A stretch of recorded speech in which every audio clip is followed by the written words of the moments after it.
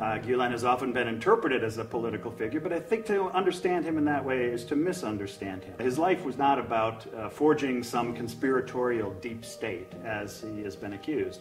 His life was about being a particularly consistent, practicing Muslim who also incorporated modernity in his teaching of Islam. And that combination of the deep wisdom of the historic tradition of Islam, along with engagement with modernity and especially with science, is Gulen's distinctive contribution and why his preaching and teaching inspired so many around the world. It's one of the things that first drew me to Mr. Gulen. The consistency of his lifestyle, which is extremely modest, and the consistency of his teachings. He has consistently been an advocate for a more just and peaceful world. He is not a political figure, but his life has been politicized for him.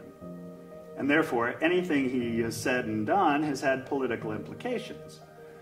But his politics resides in a simple maxim. Power resides in truth, he said. And that maxim is also the maxim of Mohandas Gandhi, whose principle of satyagraha, or truth force. So truth will prevail, he said, if left to itself. That's Thomas Jefferson.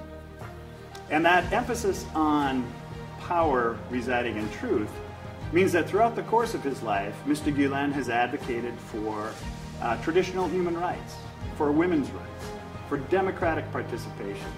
So his engagement of Islam is what has been called civil Islam, or Islam from below, through the individual, through families, and then in expanding circles of influence throughout society.